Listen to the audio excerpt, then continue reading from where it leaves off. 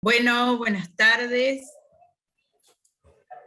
Es un placer recibir hoy a José Antonio Mazzotti en estas nuestras charlas sobre América Colonial, miradas sobre América Colonial, organizadas por el Programa Interdisciplinario de Estudios Coloniales.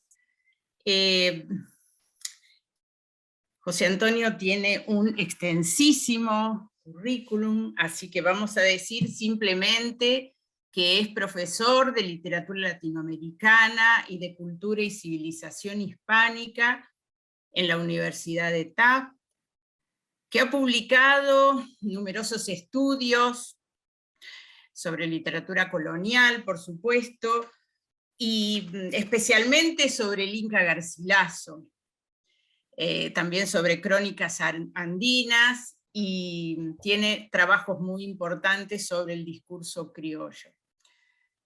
Actualmente, José Antonio es presidente de la Asociación Internacional de Peruanistas y director de la prestigiosa revista de crítica literaria latinoamericana.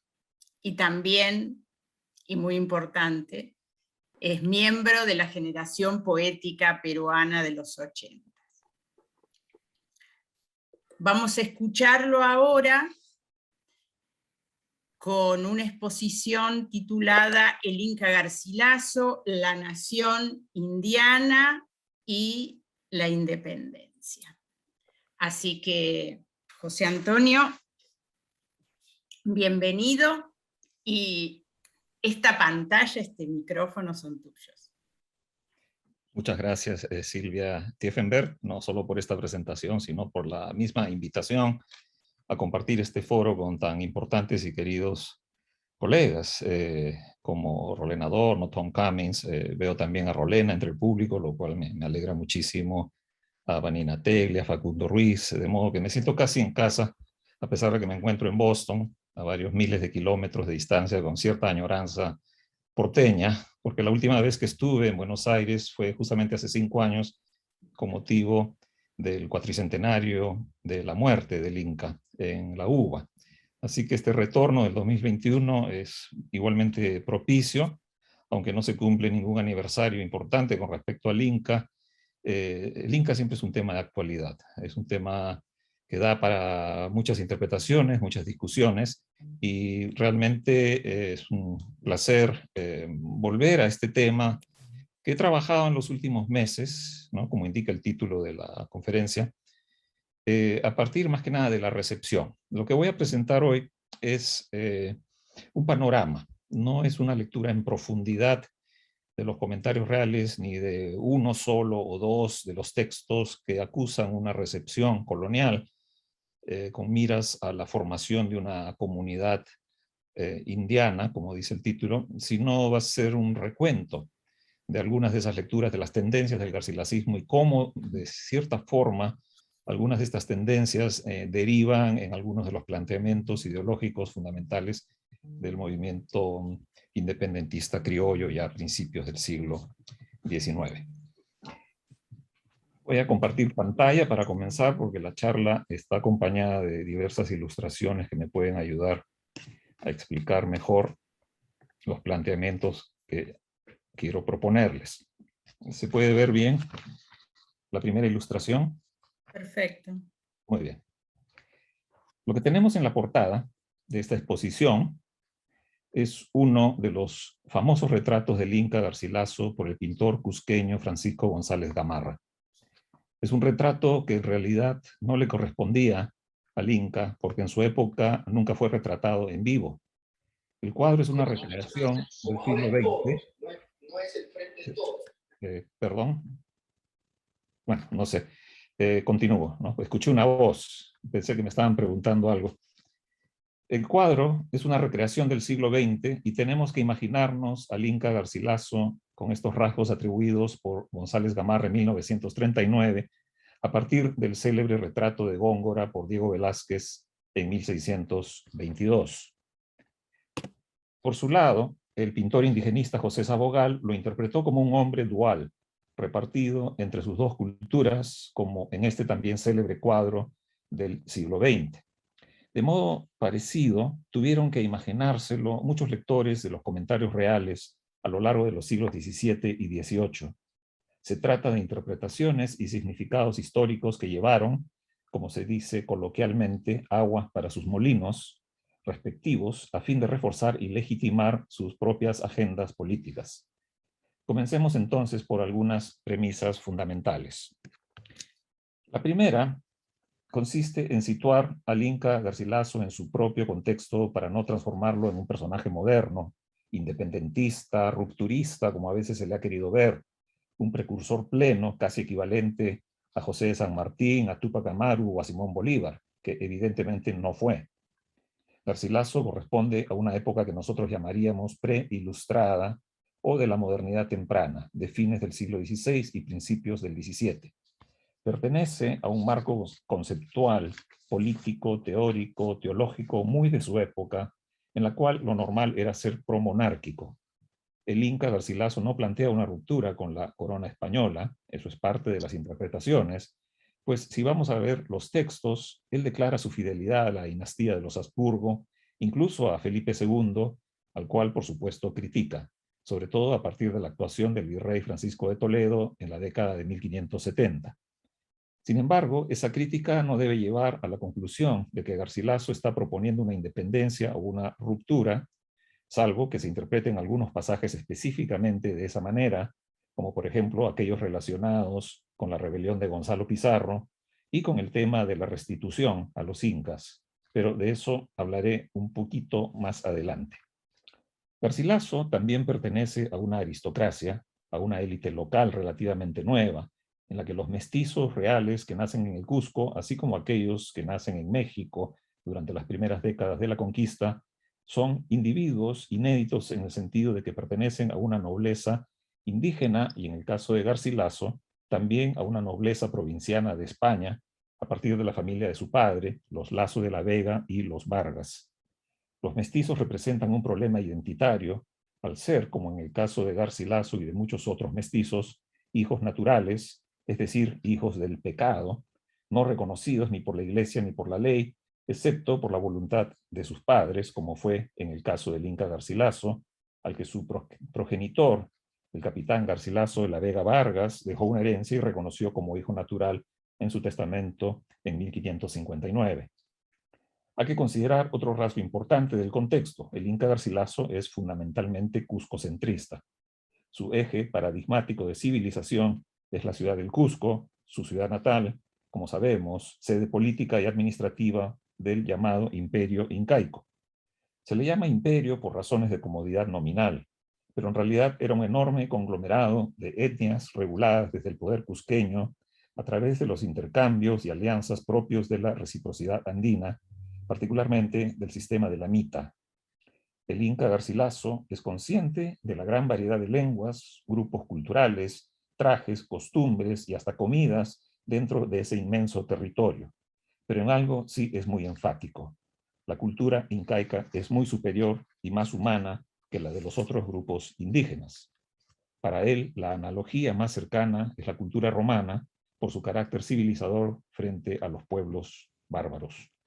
Por eso, aquellos pueblos que no han entrado en la esfera del poder incaico van a ser caracterizados por Garcilaso en su densa exposición como salvajes, incluso antropófagos, es decir, forman parte de esa primera edad que describe con plenitud de detalle en los primeros 13 capítulos del libro 1 de la primera parte de los comentarios reales. A su vez, Garcilaso es un individuo sumamente letrado para la época, un hombre que a partir de su propia labor autodidacta llega a adquirir una cultura muy sofisticada que recoge lo mejor de la tradición renacentista del siglo XVI y la plasma en un castellano altamente elaborado. Ahora, en cuanto a lo político, como ya he mencionado, es un crítico severo del sistema colonial implantado por el virrey Toledo, particularmente la redistribución de la población indígena en reducciones, lo cual motiva el abandono del campo, la falta de producción de alimentos y por lo tanto la hambruna, que es justamente uno de los legados negativos, nefastos, que deja aquella reorganización del imperio a partir de la administración del virrey Toledo entre 1569 y 1581, y que tiene consecuencias muy serias para las décadas posteriores. Garcilaso se fue del Perú en 1560, a los 20 años de edad, pero en las décadas siguientes, mientras iba elaborando, imaginando y escribiendo los comentarios reales, recoge noticias de sus parientes, amigos cusqueños y de diversos cronistas sobre el estado catastrófico de la sociedad andina, con un despoblamiento de más del 90% y una tremenda desigualdad social, injusticias contra las aristocracias locales, particularmente contra los descendientes de los incas, y un deterioro flagrante del nivel de vida de los habitantes andinos. Como reacción a esta pérdida del bien común alcanzado en la era incaica, también hay una propuesta, sobre todo en la segunda parte de los comentarios reales, la llamada Historia General del Perú en 1617, de privilegiar el sistema de la encomienda. Esto es muy importante porque nos va a llevar a una discusión sobre cuál es el proyecto político que propone el Inca Garcilaso en los comentarios reales. Vamos a ver que es un proyecto de antiguo régimen que privilegia el poder de las aristocracias locales a través de la institución de la encomienda, heredada de la conquista española, pero actualizada en el contexto de la organización colonial temprana. Como sabemos, la encomienda va a ser progresivamente eliminada como forma de dominación para dar paso a los corregimientos.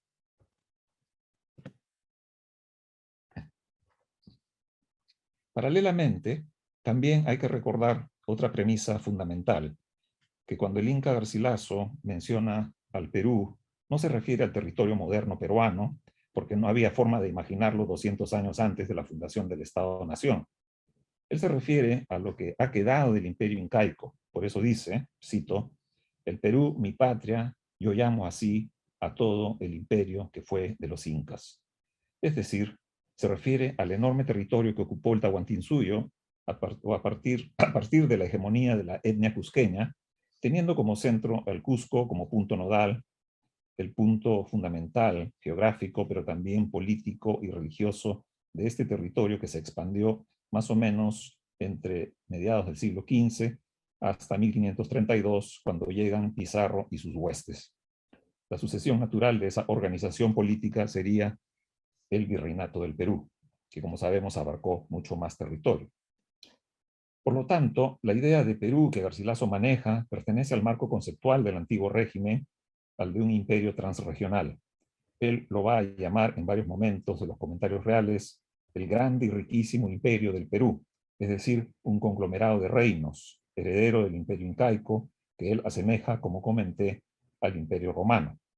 Y cuando salen los comentarios reales publicados en Lisboa, la primera parte en 1609 y la segunda ya en Córdoba en 1617, empieza una recepción temprana, las lecturas que van a dar origen a algunas de las ideas desarrolladas luego por distintos proyectos independentistas, que es el tema central de esta charla.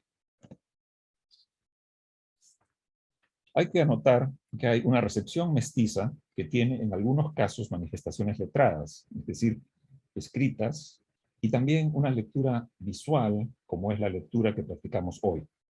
Pero no olvidemos que en la época del Siglo de Oro, o sea, más o menos a principios del siglo XVII, era todavía muy común la lectura oral y la recepción oral, cuando los libros se leían en voz alta porque había una buena parte del público que no sabía leer ni escribir.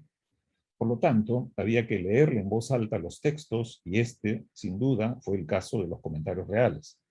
Hay testimonios del siglo XVIII en que se dice que los comentarios reales eran leídos en los colegios de caciques, por ejemplo, y posiblemente en otros momentos en que se reunían descendientes de los incas o público en general interesado en conocer el pasado del Cusco y su enorme imperio.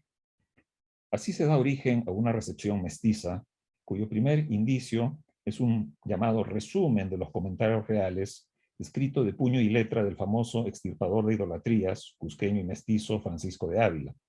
Esto da lugar, incluso desde los mismos comentarios, a lo que se conoce como la formación discursiva de una nación indiana. Muchos caciques y descendientes de los incas utilizan ese nombre de nación indiana para presentar sus reclamos de manera coordinada frente a la corona española. Es un fenómeno político identitario, cultural, simbólico, jurídico y de gran presencia y vigencia durante los siglos XVII y XVIII.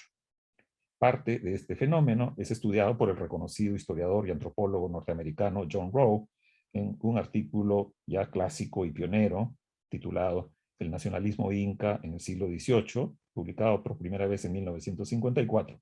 Sin embargo, ha habido historiadores posteriores que también han trabajado el tema de la nación indiana y han ampliado enormemente el examen de las fuentes primarias. Voy a dedicar unos minutos a esta recepción, porque de ahí salen varias de las ideas que van a fundamentar numerosas rebeliones indígenas, reclamos, petitorios, alegatos, memoriales, hasta llegar a la gran rebelión de Túpac Amaru II en 1780. Pero paralelamente, también en los siglos XVII y XVIII, se da lo que conocemos como una recepción criolla, más propiamente letrada. Ha sido estudiada por el historiador peruano Pedro Guibovich, y yo mismo tengo algún trabajo sobre el tema en que rastreo cómo diversos autores, en algunos casos frailes, letrados, procuradores, etcétera, muchos de ellos españoles o criollos, dan cuenta de los comentarios reales, incluso hasta en el género de la poesía, como es el caso de la Lima fundada o conquista del Perú, ¿no? La carátula que vemos en el slide de Pedro Peralta Barnuevo. Aquí algunos nombres de estos criollos que leen y comentan los comentarios reales, ¿no? Entre muchas otras posibilidades, Buenaventura de Salinas y su memorial de Historias del Nuevo Mundo Perú, 1631, Antonio de la Calancha y su crónica moralizada, 1638, Francisco de Córdoba y Salinas, hermano de Buenaventura, Francisco de Montalvo, hasta llegar al ya mencionado Pedro de Peralta Barnuevo, el famoso polígrafo limeño, el hombre sabio del siglo XVIII peruano, que se explaya glosando los comentarios reales, sobre todo en dos obras, Júbilos de Lima en 1725 y el famoso poema Lima Fundada o Conquista del Perú de 1732. Estos textos recogen de Garcilaso no tanto la exaltación de las virtudes y la alta moral de los gobernantes cusqueños antes que de los españoles, sino más bien los portentos en la ingeniería, los sistemas de regadío, la finura de la orfebrería, el arte, que ellos usan para relegar el prestigio del imperio incaico y de su producción cultural a un hecho del pasado. Así, no reconocen la actualidad y la protohegemonía de la élite cusqueña que existe durante los siglos XVII y XVIII y que irá a aumentar más bien lo que llamo la recepción mestiza. Por lo tanto, tenemos una recepción bifurcada. La recepción mestiza que va a alimentar un nacionalismo incaico a lo largo de los siglos XVII y XVIII sobre la base de la existencia de una nación indiana, y la recepción criolla, que será la que con el tiempo llegará a influir en algunas de las ideas de los próceres y precursores criollos de la independencia ya a fines del siglo XVIII y principios del siglo XIX. Aparece ya una alusión velada a esa colectividad incipiente en los propios comentarios reales, como se ve en el capítulo 41 del libro 9, es decir, el capítulo final de la primera parte, publicada en 1609. Allí Garcilaso dice, como se puede ver en la pantalla, al fin del año 603 escribieron los sobrevivientes incas, todos ellos a don Melchor Carlos Inca y a don Alonso de Mesa, hijo de Alonso de Mesa, vecino que fue del Cusco, y a mí también, pidiéndonos que en nombre de todos ellos suplicásemos a su majestad se sirviese de mandarlos eximir de los tributos que pagan y otras vejaciones que como los demás indios comunes padecen. Es decir, ya hay reclamos por privilegios, por exenciones tributarias que no están siendo reconocidas a los descendientes de los incas. Continúa Garcilaso, y ahí el segundo párrafo. La carta que me escribieron los incas es de letra de uno de ellos y muy linda. El frasis o lenguaje en que hablan mucho de ello es conforme a su lengua y otro mucho a lo castellano, que ya están todos españolados. La fecha de 16 de abril de 1603. No la pongo aquí por no causar lástima con las miserias que cuentan de su vida. Escriben con gran confianza, y así lo creemos todos, que sabiéndolas su majestad católica les mandará remediar y les hará muchas otras mercedes porque son descendientes de reyes. O sea, de reyes incaicos. Este pasaje es muy importante porque abre toda una interpretación de lo que van a ser las acciones de los descendientes de los incas en el plano legal y el universo letrado. Básicamente, lo que está proponiendo el Inca Garcilaso son 4 puntos que van a servir para el desarrollo discursivo de la nación indiana. Primero, la referencia al estado calamitoso de la población indígena, por la cual abogan los remitentes de la carta. Segundo, la representación que asumen los nobles incas del interés general de los indios. Esto es importante porque esa representación de toda la región andina es una especie de continuidad en el papel del carácter dirigente de quienes sobrevivieron como parte de la élite incaica. Tercero, se expresa la confianza en la justicia del rey español, que actuará en consecuencia al venir el pedido de otros descendientes de reyes, como los incas, nobles. Es decir, no hay un reclamo de independencia ni de ruptura, sino un reclamo de justicia, amparándose en la idea de que el rey, en su propia esencia, es un ente justiciero que aboga por el cuidado de la población, por el bien común. Entonces no se pone en duda este concepto, sino más bien se le reafirma. Y cuarto, el estilo mezclado de quechua y español, a manera de un castellano híbrido, debido a la competencia solo relativa de algunos de los solicitantes en el idioma peninsular. Por eso también se ha dicho que un texto que Garcilaso no conoció y que muy poca gente leyó hasta el siglo XX, que es la Nueva Crónica de Huamampoma de Ayala, finalizada hacia 1615, es uno de los grandes pilares tempranos de este estilo, que mezcla la sintaxis quechua con la del español, así como términos, ritmos, marcos conceptuales y referencias históricas de ambas culturas. La Nueva Crónica también reclama justamente algunos de estos puntos: estado calamitoso de la población indígena, privilegios para la élite local y confianza en la justicia del rey. Es decir, hay un paralelo muy importante e interesante entre los comentarios reales y la Nueva Crónica en ese sentido, pero también hay grandes diferencias. No quiero ahora entrar en este complejo tema por falta de tiempo, quizá en la parte de las preguntas. Volviendo a los comentarios reales, tenemos pues 4 puntos que van a ser las guías directrices de lo que se conoce como la formación discursiva de la nación indiana. Ya he mencionado el resumen de los comentarios reales escrito de puño y letra por Francisco de Ávila. Acá tenemos una foto del inicio de ese texto que cuenta apenas con 6 folios y pertenece a un legajo mucho más amplio, donde se encuentran, por ejemplo, la segunda parte de la Crónica del Perú de Pedro de Cieza de León, y también la relación del origen y descendencia de los incas de Joan de Santa Cruz Pachacútec, el manuscrito de Huarochirí, algunos tratados de Polo de Ondegardo, es decir, textos fundamentales de la historiografía andina de principios del siglo XVII, que se encuentran en ese legajo 3169 de la Biblioteca Nacional de Madrid. Algunos de esos textos son justamente los que el discurso de la nación indiana va acumulando y reorientando para sus propios fines. El historiador peruano Luis Miguel Glave, que es uno de los que ha estudiado en profundidad el fenómeno de la nación indiana, nos dice en esta cita: en el crisol de la lucha por la supervivencia, los naturales fueron creando una memoria asentada en unas prácticas y sobre todo escrita en unos documentos, sus memoriales de agravios y sus instancias de reclamos, sus informaciones de méritos y servicios, cartas y papeles que se escribieron entre ellos a sus compañeros de ruta, religiosos y funcionarios, y a las autoridades virreinales y metropolitanas. Este es el concepto general de la formación discursiva de la nación indiana, que se da, según el mencionado historiador, en 2 etapas, por lo menos durante el siglo XVII. En primer lugar, la etapa que Glave denomina de ventriloquía discursiva indigenista, es decir, criollos y españoles, clérigos y funcionarios que asumen la representación y la voz del público indígena y de la población menospreciada, humillada y empobrecida, que es mayoritaria. En un segundo momento, son los propios indígenas y mestizos los que toman el liderazgo ya con voz propia como parte de la República de Indios, y toman también la pluma, incluso viajando hasta la corte misma en Madrid a fin de proponer reformas en su favor.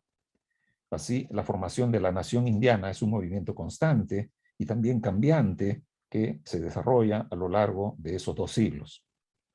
Es también fundamental recordar el marco teórico en el cual se amparan no solamente el Inca Garcilaso, sino muchos de sus lectores, mestizos, indígenas y criollos de los siglos XVII y XVIII, que es la conocida filosofía neotomista o neoescolástica. que se inspira sobre todo en los tratados La política y la ética a Nicómaco de Aristóteles, que son a la vez interpretados en la Edad Media por Santo Tomás de Aquino, cuya suma teológica propone un esquema político a partir de la matriz directriz de la teología cristiana. Los emperadores, los príncipes, los gobernantes deben actuar como representantes de Dios y por lo tanto ejercer el bien, cuidar de todos los súbditos, particularmente de los más humildes y vulnerables. Eso es lo que se llama la búsqueda del bonus communis o bien común, que plantea que el fin único de la política debe ser Dios mismo, es decir, reproducir, realizar el reino de Dios en la tierra a través del ejercicio de la bondad y los valores cristianos. A esto contribuyen también conceptos como la filosofía Christi, esbozada por Erasmo de Rotterdam, en que plantea, precisamente de manera coincidente, la necesidad de que los gobernantes y los príncipes sean imitadores de Cristo en todos los sentidos. Y esto en el siglo XVI es importante porque ya empieza a entrar en vigor otro modelo político y teórico, que es el de la razón de Estado, planteada por Maquiavelo en su famoso tratado El Príncipe de 1516. Precisamente, ahí se propone que la finalidad de la política es mantenerse en el poder. El emperador, el príncipe, el rey debe preservarse en el poder, privilegiando la razón de Estado. El bien común o bonus communis pasa así a ser un aspecto lateral de la administración política, y a eso se oponen, naturalmente, los dominicos, los jesuitas y muchos tratadistas teológico-políticos de los siglos XVI y XVII, que consideran un desastre la entrada de la razón de Estado a las prácticas políticas, pues constituye una distorsión de lo que debería ser el ejercicio del buen gobierno. Y ya sabemos que los jesuitas particularmente estaban influidos por la filosofía neoescolástica, porque ésta se enseñaba en el Perú, en los colegios para caciques, tanto el de Lima, llamado Colegio del Príncipe, que se fundó en 1618, como el Colegio del Cusco, llamado Colegio de San Borja, fundado en 1621. O sea, las élites mestizas, pero también indígenas, los hijos de caciques, se educaron en estos colegios y escucharon hablar de estas ideas que provenían de grandes teóricos como Juan de Mariana, Francisco Suárez y otros más, que plantean doctrinas relativamente peligrosas, como por ejemplo la doctrina del tiranicidio, frente al incumplimiento del bien común. Estos son temas candentes en el siglo XVII que llevan a que algunos de los más importantes tratadistas de esta época sean también criticados por el poder real o por el poder de la corona. Como parte del desarrollo de la nación indiana, vemos algunos tratados, como los 5 memoriales de Juan de Cuevas, escritos hacia 1650. También tenemos de Juan Núñez Vela de Rivera, que era racionero de la Catedral de Arequipa, la cédula de los honores de 1691, una carta que le dirige el padre Bernardo Inga en 1690, y otra carta que Núñez Vela de Rivera escribe, como dice ahí, a los caballeros indios provenientes de la estirpe regia de los monarcas del Perú y a todos los indios y mestizos, sus parientes y amigos. Lo cual resuena bastante a la dedicatoria de la segunda parte de los comentarios reales que el Inca Garcilaso dedica, cito, a los indios, criollos y mestizos del grande y riquísimo imperio del Perú. Todo esto en 1694, más de 7 décadas después de la publicación de la Historia General del Perú. Hay pues una continuidad discursiva entre los comentarios reales y sus receptores andinos. Otro caso importante es el de Vicente Mora Chimo Cápac, un cacique que en 1721 escribe su famoso Manifiesto de los Agravios e incluso llega a imprimirlo, constituyendo un alegato contra las injusticias que comete el régimen administrativo colonial sobre la población indígena. Pero luego, en 1723, ocurre un hito editorial importantísimo, que es la segunda edición de los Comentarios Reales. El polígrafo español Andrés González de Barcia emprende la tarea de publicar, a partir de la instalación de la dinastía borbónica, 21 textos relacionados con la conquista española de las Américas que exaltan supuestamente la gloria de este evento histórico. Parte de los planes editoriales era publicar por segunda vez los Comentarios Reales, cuya primera parte sale en 1723. Paradójicamente, la segunda parte de los Comentarios Reales aparece un año antes, pero lo que nos importa de la publicación de 1723 es decir, la segunda edición de la primera parte, es que incluye un prólogo, como dice en su portada, que asume como episodio fundamental de la historia incaica algo que no había tratado el Inca Garcilaso en absoluto, es decir, la vida de Tito Cusi Yupanqui, el penúltimo Inca en el exilio. En efecto, Garcilaso no lo menciona en ningún momento, a diferencia de los otros gobernantes de Vilcabamba, o sea, Manco Inca y sus hijos Sairi Túpac y Túpac Amaru I. González de Barcia se toma el trabajo de escribir, bajo un seudónimo, una biografía de Tito Cusi Yupanqui que termina en una alusión a una supuesta profecía que el corsario inglés y miembro de la corte de la reina Isabel en Inglaterra, Sir Walter Raleigh, había mencionado al final de su crónica de un viaje a Guyana en 1596. En esa profecía se dice que los ingleses provenientes de Ingalaterra, la tierra del Inca, van a liberar a la población indígena y van a restituir su reino. Raleigh se basa en un supuesto testimonio de Antonio de Berrío, un militar español que era gobernador de la isla de Margarita hacia 1595 y 96, cuando Raleigh hace su incursión piratesca por esas tierras de la corona española buscando el dorado. Berrío le dijo que en el templo del Cusco había una profecía que proclamaba que los ingleses iban a liberar a los incas del dominio español y anexarlos a la corona inglesa. Por supuesto, lo más probable es que haya sido pura fantasía de Sir Walter Raleigh, aunque es curiosa la coincidencia de que Antonio de Berrío había servido a principios de la década de 1570 en el sofocamiento de la rebelión de los moriscos de las Alpujarras, donde el Inca Garcilaso participó por 2 años. Ese es otro tema de investigación que habrá que desglosar con el tiempo. Lo que nos interesa es que si Walter Raleigh está en busca de la ciudad imaginaria de Manoa o El Dorado, para él quizá no tan imaginaria, sino sumamente real.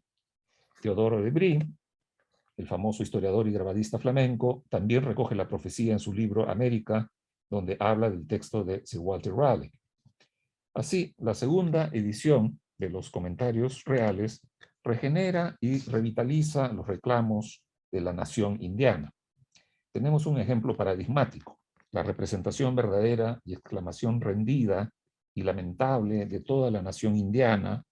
Desde el mismo título ya se establece esta identidad colectiva de 1748, escrita por otro cacique, Fray Calixto de San José Túpac Inca, que hace eco de muchas perspectivas e informaciones provenientes del Inca Garcilaso.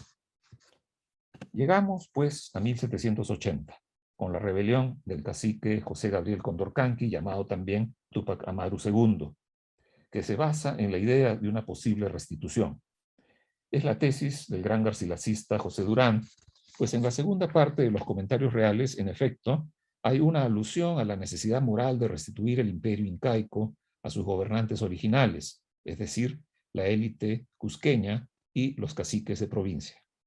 El problema es que en esta restitución descrita por Durán no se tiene en cuenta la importancia de los encomenderos, que el Inca Garcilaso defiende en todo momento. El tema es bastante más complejo, ya que no se trata de una restitución al 100% del incario a sus antiguos gobernantes, sino una restitución relativa, que parece ser lo que Garcilaso está proponiendo. Como sabemos, los comentarios reales son mandados recoger por la corona española en 1782, debido al tremendo peligro que significó la rebelión de Túpac Amaru II. Y se dice en esa prohibición que los comentarios reales son peligrosos porque insuflan mucho la imaginación sobre las glorias pasadas del imperio incaico, y además también se hace alusión, como mencioné, a la famosa profecía de Sir Walter Raleigh en el prólogo de González de Barcia, como si esta profecía fuera un hecho realmente dado, un evento histórico, cuando en realidad lo más probable es que haya sido una ficción alimentada por Raleigh para animar a la reina Isabel de Inglaterra en 1596 a enviar más barcos y pertrechos para el ataque a las colonias españolas. Como vemos, los comentarios reales tienen una larga historia de recepción en el público andino, específicamente entre caciques y descendientes de los incas. Y estos representantes, a lo largo de 200 años, de los cuales he mencionado apenas unos cuantos por falta de tiempo, sustentarán la idea de que existe una nación indiana, que hay una entidad colectiva mayoritaria, que además reclama privilegios, exenciones una serie de reconocimientos, entrar al clero y portar una serie de símbolos propios. Son constantes las negociaciones que expresan el interés de estas élites a través de una forma de ejercicio del nacionalismo étnico a lo largo de los siglos XVII y XVIII, sobre la necesidad de formar parte integral, reconocida e incluso en términos económicos y políticos, equivalente de lo que viene a ser la minoritaria República de Españoles, que acaparaba los principales puestos y monopolizaba la explotación de los corregimientos, las minas y el campo. Como sabemos, desgraciadamente, esta nación indiana fue descabezada de manera literal cuando se apresó a Túpac Amaru II y a su familia y se les sometió a los suplicios que todos conocemos. Luego, la rebelión que continúa Túpac Katari en lo que es el Alto Perú también va a ser reprimida poco tiempo después, de modo que la nación indiana y su ejercicio de un nacionalismo étnico andino se ve frustrada por las acciones represivas de la corona española. Por el lado criollo, o por el lado occidental u occidentalizado de la recepción peruana, tenemos tres tipos de lecturas muy interesantes en el siglo XVIII que dieron origen en buena medida a la independencia criolla. Ya hemos mencionado la doctrina neoescolástica y su búsqueda del bien común y, por supuesto, del respeto a los fueros locales, que formó parte de los reclamos de las aristocracias españolas de provincias frente al poder absoluto de la monarquía de los Habsburgo en los siglos XVI y XVII, y luego de los Borbones a lo largo del siglo XVIII.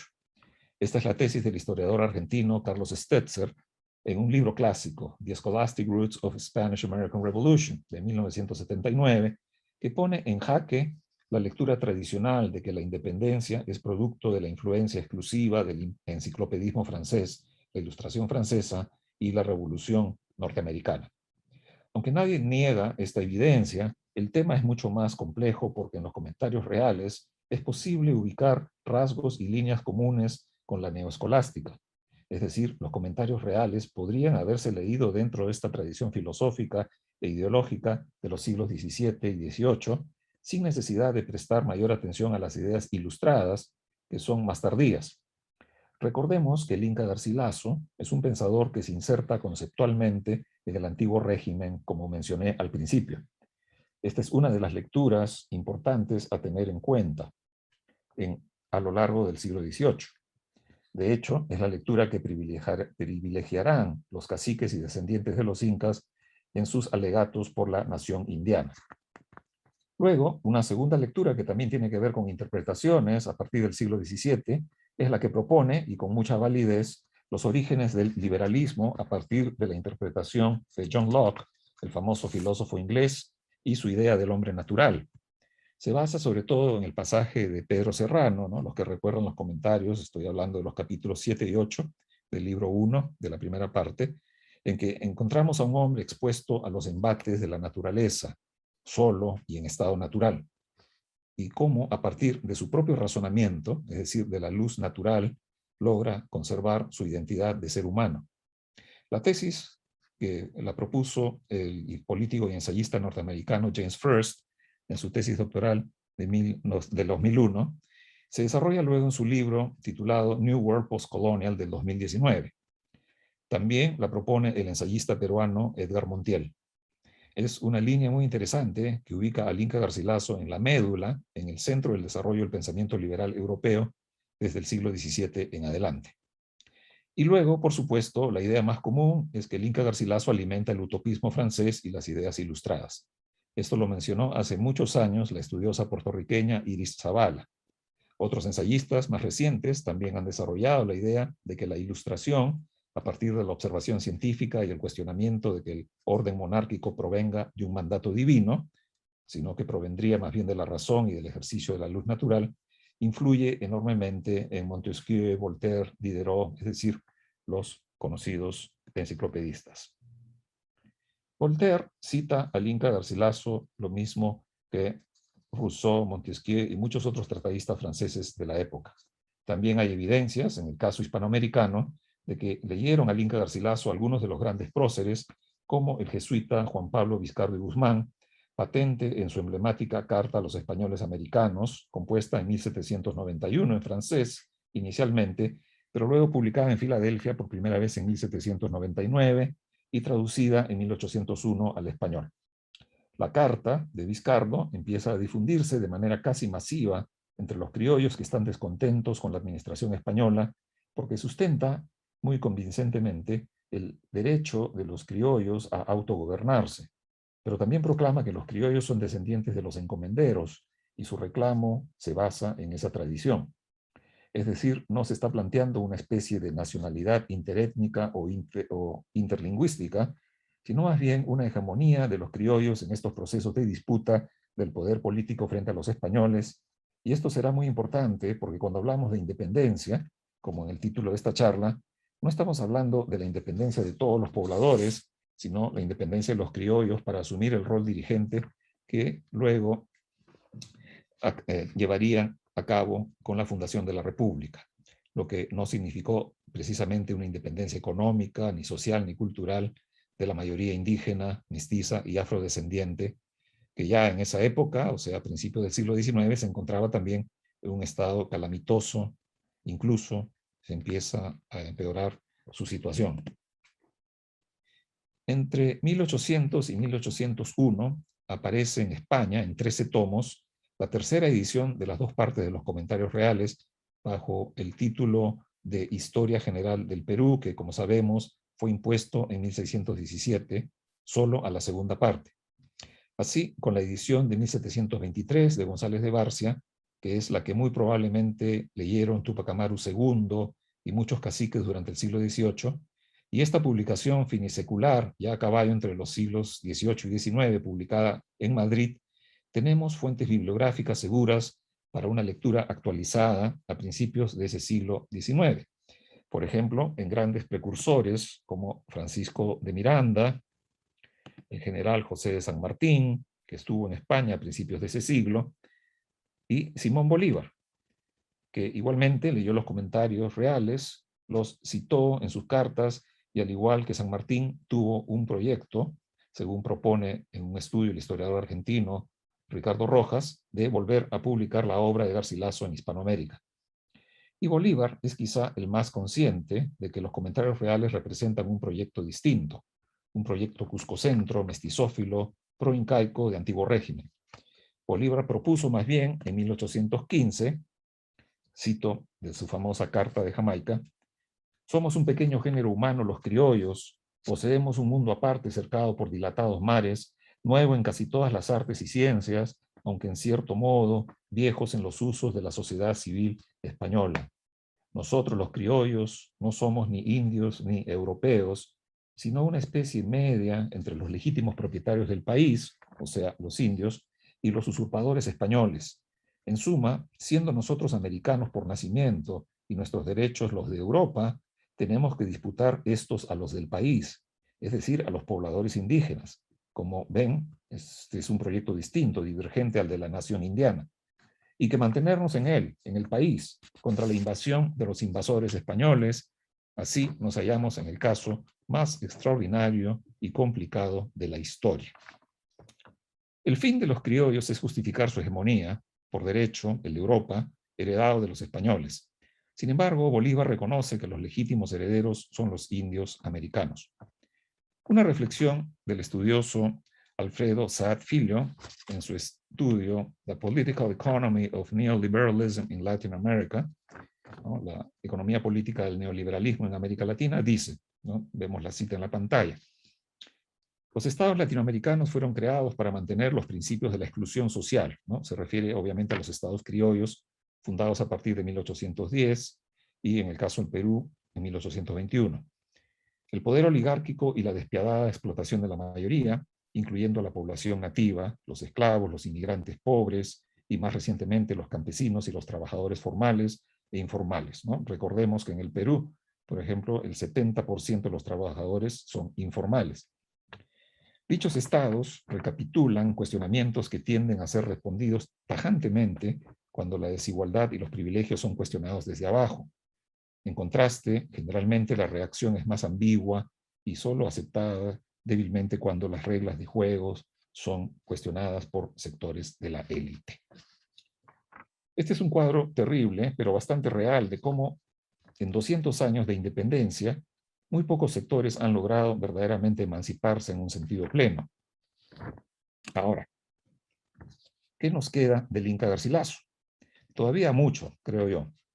Los comentarios reales nos hablan de la preservación medioambiental, de la migración controlada, de la población, de la planificación poblacional, el abastecimiento alimenticio, la importancia de preservar e incluso impulsar el bilingüismo o el multilingüismo y decirle no a la discriminación étnica. Es decir, el Inca Garcilaso, después de 200 años de independencia, todavía nos sigue dando lecciones sobre cómo reafirmar, expandir, profundizar esta independencia que se logró solo a medias en 1821. Y bueno, no quiero entrar, porque sería muy largo, a todo el debate sobre las repúblicas versus las monarquías constitucionales que se discutía en este proceso independentista, ¿no? En el caso argentino, recordemos las propuestas del propio San Martín y Belgrano, en el caso del Perú, Torre Tagle y otros, que por supuesto daría para otra conferencia. Simplemente quiero detenerme aquí por razones de tiempo y quizá en la parte de las preguntas desarrollar algunas de las ideas que he planteado. Muchas gracias. Bueno, muchísimas gracias, José Antonio. Excelente, realmente, tu conferencia. No sé si hay, no me fijé si hay preguntas en el chat ya. Bueno, bien, voy a aprovechar entonces, claro, acá la exposición tuya se liga con lo que escuchamos de Rolena la semana pasada y unas semanas atrás otro congreso que tuvimos también donde se habló de qué había pasado con los descendientes de la nobleza incaica, cómo habían reclamado, cómo le habían pedido al Inca que los representara en España. En fin, se abre hacia una cantidad de cuestiones impresionantes. Yo me quedé con una de todas las preguntas que me encantaría hacerte, me quedé con algo, con una intriga que, bueno, sintéticamente, digamos, ¿qué sería para ti la diferencia fundamental entre el planteamiento del Inca y el planteamiento de Guamán Poma? Nuestros Bueno. dos amados para los que trabajamos con el área andina.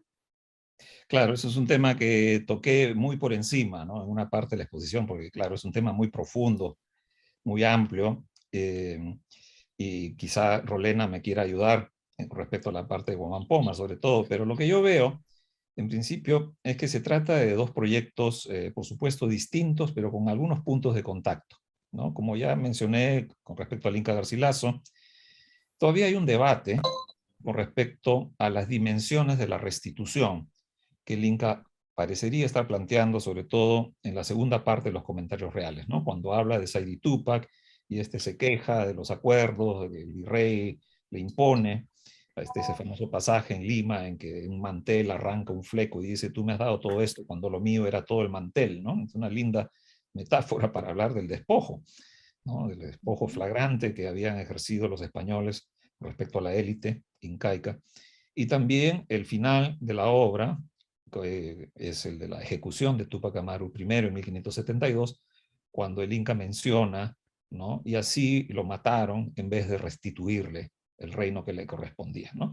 Estas frases han servido, entre otras, para hablar de una agenda restitutoria en el Inca Garcilaso, ¿no? Una agenda que estaría proponiendo una devolución, ¿no? Lo cual es consistente con algunos principios de las propuestas lascasianas, sobre todo ya en la última parte de la obra de Las Casas, de tratados jurídicos. Esto también lo estudia muy bien José Cárdenas Bunsen, en un artículo que estoy por publicar en la revista de crítica literaria. Y en fin, hay otros estudiosos que hablan de la restitución. José Durán, que fue el que quizá habló de manera muy clara de este tema en su artículo Lectura de los comentarios reales por Tupac Amaru II, ¿no? Que por supuesto también se inspiró en la obra de Garcilaso ya en 1780.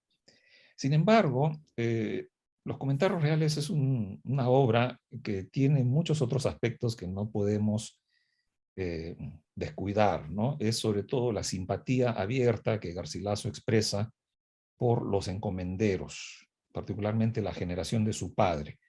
E incluso en el caso de un encomendero que es considerado un traidor y un tirano, ¿no? Lo dice así el propio Inca, que es Gonzalo Pizarro. El retrato que se ofrece de él está muy por encima de la calidad intelectual, militar, moral, política de todos los burócratas de la colonia, ¿no? Empezando por el virrey Toledo. Entonces uno podría decir que, además, claro, hay que también considerar la famosa carta que Francisco de Carvajal le dirige a Gonzalo Pizarro, perdón, en el libro quinto de la segunda parte, en que le propone, ¿no? Declárate rey del Perú, cásate con una princesa incaica y aquí fundamos un nuevo reino, que va a ser, por definición, un reino mestizo, ¿no? Entonces hay una relativa apertura en el Inca Garcilaso a aceptar un orden híbrido, ¿no? Élite encomendera y élite incaica, una especie de proyección ucrónica de lo que sería un Estado. El Inca nunca dice independiente ni se declara en favor de la propuesta de Carvajal, pero el simple hecho de exponerla con tanta simpatía deja espacio a pensar que hay lo que David Braiding, el famoso historiador inglés, llamó un sacro imperio incaico como una especie de entidad política todavía no realizada y, bueno, en realidad nunca realizada, ¿no?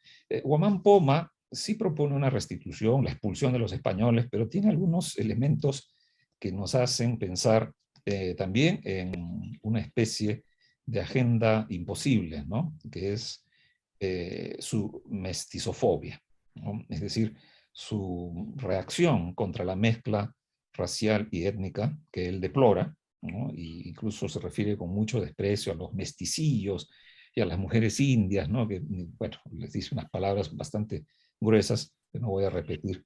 Entonces, el proyecto de Guamán Poma es mucho más radical en ese sentido, ¿no? Es un proyecto que plantea una reformulación del espacio geográfico mundial, incluso, ¿no? Con los 4 reinos encabezados por la corona de Castilla, pero el reino de indios debe ser dirigido por indios, ¿no? Allí prácticamente no entran, por lo menos, en lo que sería la hegemonía de ese supuesto reino americano, las élites criollas en absoluto y tampoco mestizas. Entonces, como vemos, ambos proyectos están preocupados por la búsqueda del bien común, ¿no? Ambos se basan en un cierto estado de desarrollo material, en el caso del Inca Garcilaso, incluso cultural y espiritual de los incas, ¿no? En el caso de Guamán Poma es más que nada material, ¿no? Un enorme desarrollo de tipo tecnológico, arquitectónico, de ordenamiento administrativo, pero espiritualmente, como sabemos, en Guamán Poma hay una especie de cruce, ¿no? En Aspa, mientras se da un ascenso material, ¿no? De las edades anteriores, ¿no? Auca Runa, Purin Runa, hasta llegar a Inca Runa, que es la última etapa de la civilización incaica, hay un descenso moral, porque se empieza a olvidar la evangelización temprana, ¿no? De San Bartolomé, que llegó supuestamente poco después de la muerte de Cristo a predicar la doctrina cristiana, y los antiguos indios aprendieron esa doctrina. Entonces, es todo un planteamiento diferente en ese sentido, ¿no? El que tiene que ver con la espiritualidad y la religión de la población indígena. Pero en cuanto a lo estrictamente político, sí habría algunos puntos de contacto. Sin embargo, el proceso que plantea el Inca Garcilaso es definitivamente mestizófilo, ¿no? Mientras que en el caso de Guamán Poma se trata de una restitución mucho más plena a las dirigencias indígenas todavía existentes a principios del siglo XVII. Bueno, clarísima la respuesta y ya tenemos preguntas en el chat, así que ya no intervengo más. Bueno, es una pregunta bastante extensa de la doctora María Presta, así que la voy a dividir en dos. Por supuesto, agradece por la conferencia y sé que le ha quedado una incógnita sobre el proyecto político del Inca Garcilaso al que se aludió al comienzo de la disertación, y que incluía la perduración de la encomienda, institución que hacia fines del siglo XVI se hallaba en Andes centrales y meridionales en su etapa final, dado que por entonces se cumplían las 2 vidas de duración impuestas por las leyes nuevas de 1542. Si perdurable, ¿habría una suerte de perpetuidad sobre las encomiendas? ¿O el Inca refería nuevas mercedes? Y si es así, ¿a quiénes alcanzaban? ¿A particulares? ¿A la élite incaica? Esa sería la primera parte de la pregunta. Ya, respondo esa parte primero.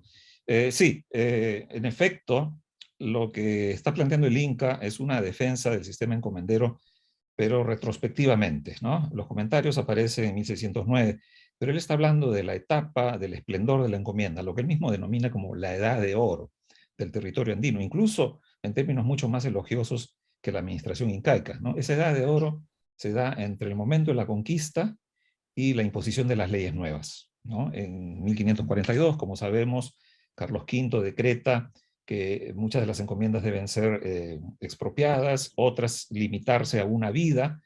Luego viene en el Perú la rebelión de Gonzalo Pizarro y el presidente Lagasca muy astutamente negocia, ¿no?, casos individuales. Los 480 encomenderos que había en el Perú en el momento en que empieza la rebelión de Gonzalo Pizarro, o sea, en 1544, aquellos que se habían plegado a la corona, por supuesto, van a recibir mercedes, ¿no?, una segunda y hasta una tercera vida.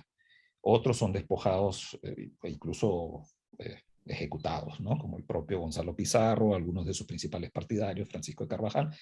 Esas encomiendas pasan a convertirse en el nuevo modelo que va a ser el del corregimiento, ¿no? El corregimiento poco a poco empieza a ganar terreno, y sobre todo ya en la década de 1560, ¿no?, como señala la pregunta, cuando desaparecen los primeros conquistadores que no pueden pasar sus encomiendas a sus hijos. Es el caso del propio Inca Garcilaso, ¿no? Recorremos la situación familiar del Inca. Él era hijo natural junto con su hermana, de la misma madre, pero el padre, el capitán Garcilaso La Vega Vargas, se casa con Luisa Martel de los Ríos y tiene 2 hijas, ¿no? Pero estas 2 hijas van muriendo también, jóvenes. Entonces, el sobreviviente varón, que era el Inca Garcilaso, y es una de las grandes motivaciones que lo llevan a España, es reclamar esas encomiendas. El padre llegó a tener hasta 3 encomiendas, era un hombre bastante rico, ¿no? Y lo cuenta muy bien el Inca Garcilaso. Recibe una herencia, el Inca, de 4,000 pesos de oro, que me he tomado el trabajo de hacer más o menos el cálculo a la conversión de lo que está ahora la onza de oro, en función de lo que era más o menos un peso en la época, y he llegado a la conclusión de que aproximadamente recibió una herencia de $150,000, ¿no? Más o menos, no es poca cosa para un chico de 20 años. Eso le sirve para vivir un tiempo, sufragar sus gastos, ¿no?, en España, hasta que se le va acabando el dinero, y ahí es cuando tiene que refugiarse en la casa del tío Alonso de Vargas.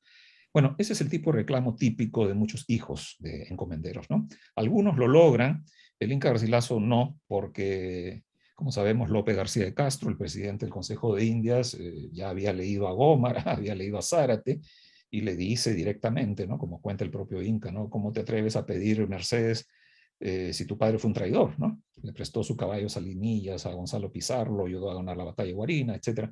Entonces, el proceso de la encomienda no desaparece de un porrazo, ¿no? A eso voy. Es decir, no desaparece en 1542 con las leyes nuevas. Es un proceso progresivo. Incluso la última encomienda registrada es en el año 1718. Pero eso es por razones que llevan a algunos conquistadores y sus descendientes a negociar, ¿no?, con la corona. Al Inca no le tocó nada. Cuando ya él publica en 1609, lo que está haciendo es más que nada plantear un regreso a la primera etapa de la encomienda, ¿no?, a la etapa que él glorifica, sublima en sus recuerdos infantiles, cuando su padre y sus amigos, compañeros de armas, todas las noches ofrecían cenas opulentas, ¿no?, con 100, 200 invitados. Y ese es el tipo de sociedad que Garcilaso imagina, ¿no?, valora, vuelve a poner como una posibilidad, porque además, según Garcilaso, su padre y los otros encomenderos trataban a los indios como hijos suyos, ¿no? Es decir, el retrato de esa élite encomendera es sumamente positivo. Luego, por supuesto, va a tener una serie de críticas muy severas contra aquellos españoles que sí cometieron atrocidades, pero sobre todo contra el propio sistema burocrático, ¿no?, que se establece con más solvencia ya, como decía, a partir de la década de 1560 y con el virrey Toledo en la década de 1570. ¿No? Entonces, ¿qué tipo de encomienda estaría planteando Garcilaso? No es algo muy específico. El Inca no tiene un programa explícito de cómo debe ser la sociedad andina, ¿no?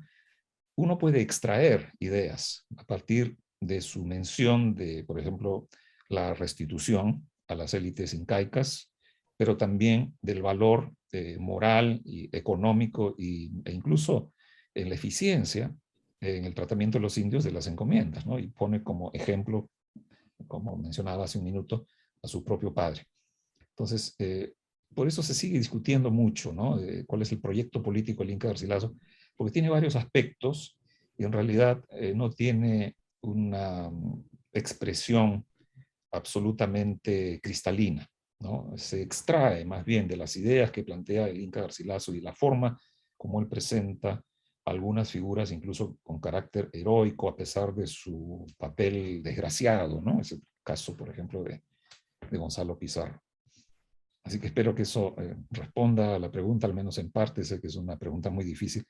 La he desarrollado en algunos artículos, pero yo no me conformo con solamente la idea de la restitución, ¿no?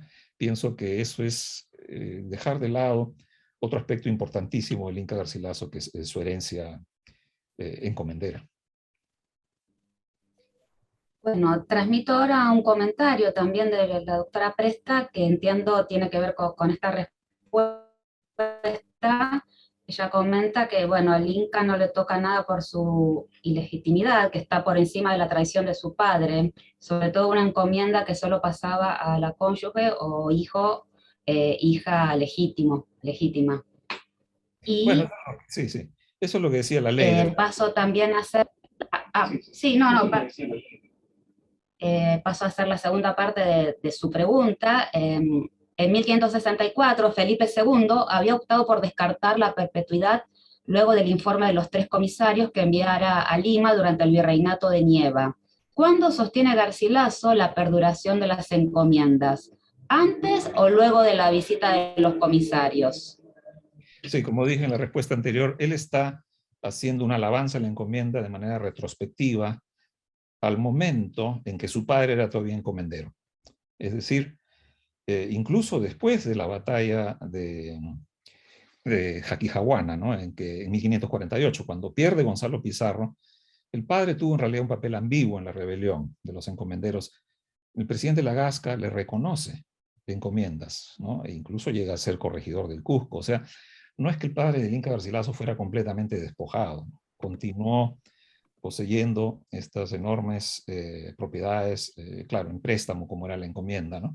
Pero no es que el Inca Garcilaso esté haciendo un cronograma o una agenda con fechas sobre cuándo las encomiendas deben seguir siendo a perpetuidad o no. Es lo que se extrae, como digo, ¿no? El Inca Garcilaso no escribe un tratado político, escribe una historia, y como sabemos en la época la historia es una rama de la retórica, es lo que está tratando de convencer a los lectores, a su audiencia, es de la bondad de un sistema distinto en que las élites indígena y encomendera podrían llegar a hacerse cargo del territorio andino con miras al bien común.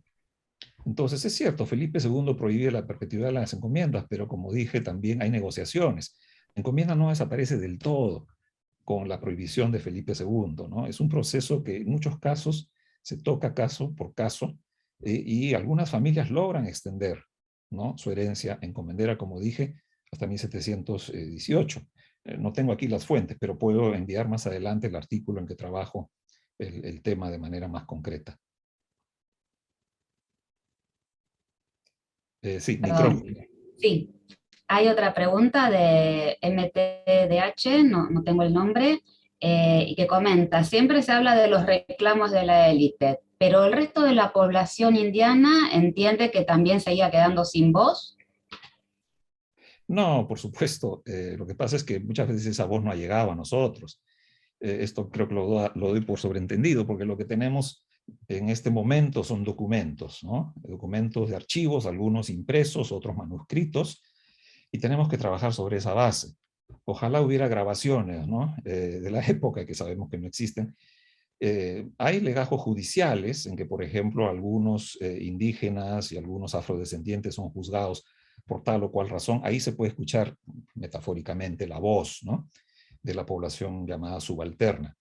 Es muy probable, además, que buena parte de esa voz apoyara los reclamos de la dirigencia de la nación indiana, ¿no?, que casi siempre, como mencioné, eran caciques, algunos de ellos frailes incluso, administradores, según el espectro. El proyecto de la nación indiana es muy amplio. Lo que he presentado ha sido una imagen bastante general, ¿no? Pero existe sin duda una voz de la población común, eso es innegable, siempre ha existido. Lo que pasa es que 300, 400 años después no es fácil rescatar, salvo casos excepcionales que se dan. Uno podría mencionar, por ejemplo, al propio Huamampoma. Bueno, él se declara, ¿no?, miembro de la élite, descendiente de Tupac Yupanqui, etc. ¿Es un indígena común y corriente? No, pero defiende intereses de la mayoría de la población, ¿no? Entonces hay que encontrar ahí en el tema de la representación que hacen estos caciques y otros, por supuesto, a lo largo de los siglos XVII y XVIII, como los que he mencionado en la charla, hasta qué punto esa representación es genuina, ¿no?, abarcadora. Yo creo que en muchos casos sí lo es. No solamente están reclamando privilegios para sí mismos, ¿no? Ellos en todo momento se lamentan de la población, del estado de la población indígena, cuentan incluso con lujo de detalles casos de abuso de autoridades, corregidores, párrocos, que golpean, mutilan, roban, violan a los indígenas, ¿no? Y esto obviamente es expresión de un sentir que ellos han podido recoger de esa población que no ha tenido acceso a la letra, desgraciadamente.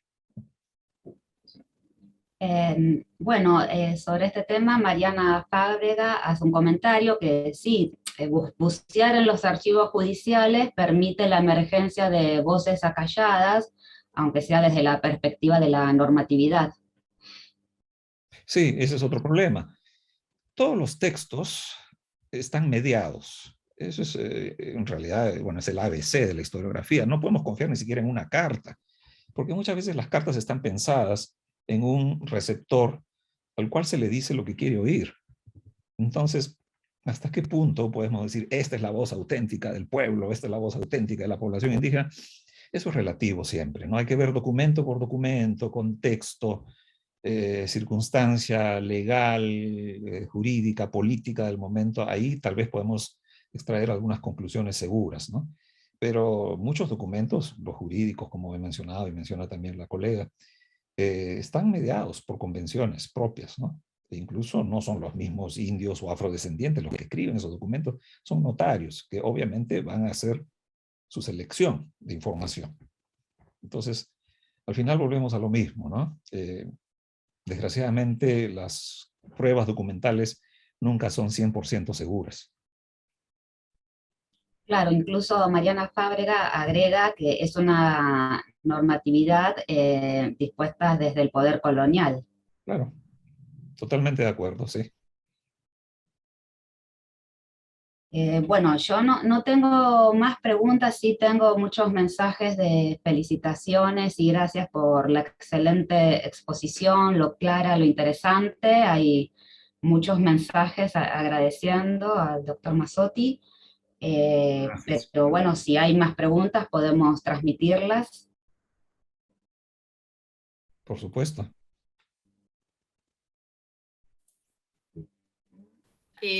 Bueno, son las 6:15, es como ya una hora en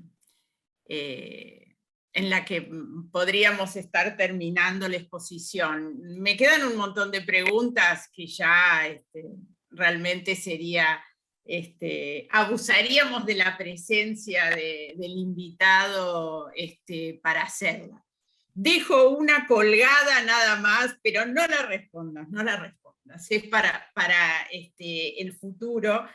Y es la mención que hiciste a Tito Cusi. Es fascinante poder ver ahí, digamos, trabajar o ver qué es lo que pasó con esta edición que hace González Barcia, y piensa que que algo faltó en todo eso, y ya que estamos hablando de las restituciones, tiene que restituir la presencia de este personaje. Eso, digamos que Tito Cusi es, bueno, fascinante, pero digamos ver... encontrar que algo falta y la necesidad de que esté ahí, bueno, eso tiene como un peso que me parece absolutamente interesante para trabajar, ¿no? Que dentro de los textos en general del mundo andino, para mí se empieza, por lo menos desde las letras, a trabajar más o menos tardíamente en relación con el gran... la gran cantidad de trabajos que hay sobre los comentarios reales, ¿no? Es una crónica que se trabaja casi en los últimos años. Pero eso nada más como comentario para una próxima. Sí, quizá puedo responder en un minuto. No, es que, claro, es algo que faltó aclarar en la charla por falta de tiempo. Cuando González de Barcia publica ese prólogo e incluye la vida de Tito Cusi, firma como Gabriel de Cárdenas, no lo hace para alabar la idea de la restitución, sino más bien para rebatirla al final, ¿no? Pero, claro, la lectura que viene después rescata esa idea de restitución y la profecía, que ya se conocía en el contexto peruano. La crónica moralizada de Antonio de la Calancha en 1638 se burla de Raleigh. Dice Raleigh y sus fantasías, ¿no? Inventa la figura del anagrama, Inga la tierra del Inca. Es decir, se burla de la argumentación de Raleigh en 1638, o sea, casi un siglo antes de González de Barcia. Otra cosa es que, por supuesto, como decía, los lectores de los comentarios, sobre todo los caciques andinos, lleven agua para su molino, ¿no? Y digan, ah, hubo una propuesta de restitución planteada en una profecía que Sir Walter Raleigh recogió en 1596. Entonces, claro, tergiversan el prólogo de González de Barcia y usan esta idea de una necesidad de volver al tiempo del incario, ¿no? Amparándose, por supuesto, en el retrato mayormente positivo que el Inca Garcilaso ofrece de la sociedad andina antes de 1532. Sí, era solamente eso, ¿no? Pero Cárdenas o González de Barcia, que es lo mismo, no apoya en absoluto la idea de la restitución, ¿no? Él era un oficial de Felipe V, es decir, un hombre que estaba en la élite intelectual española del momento, ¿no? Está celebrando la conquista más bien. Claro. No, cuando hablaba de restitución, era restitución dentro del discurso, no haciendo referencia digamos, las Así ideas es. de restitución que estabas tomando, sino la necesidad, bueno, de que estuviera dentro del discurso para, de alguna manera, tener algún tipo de incidencia en las discusiones que se podían estar dando en ese momento. Y aparte, esto que vos trabajaste sobre también que mencionaste sobre las profecías y la idea de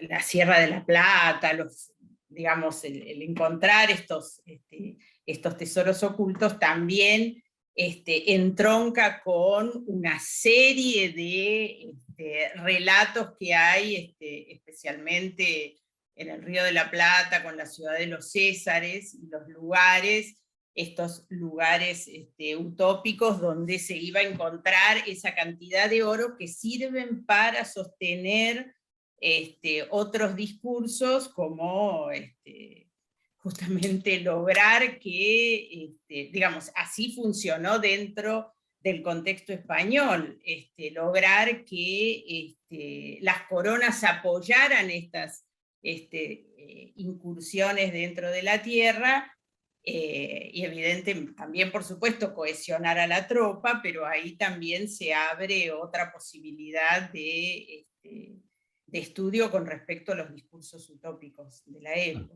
¿no? Sí. Es un tema muy interesante y muy amplio. y muy amplio también.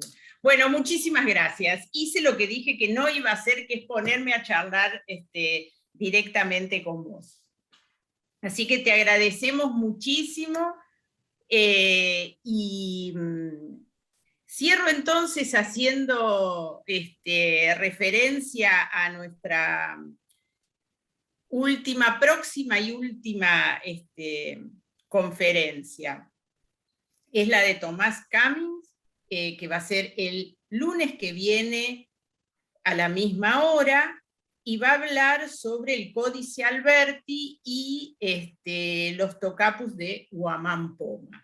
Así que invitados para la misma hora el lunes que viene. Gracias entonces a nuestro expositor, gracias a todos los que nos acompañaron, y por supuesto el esfuerzo técnico de Patricia, Diego y Ignacio, que estaba también ahí. Muchas gracias, Silvia. Gracias a todos. Gracias a todos.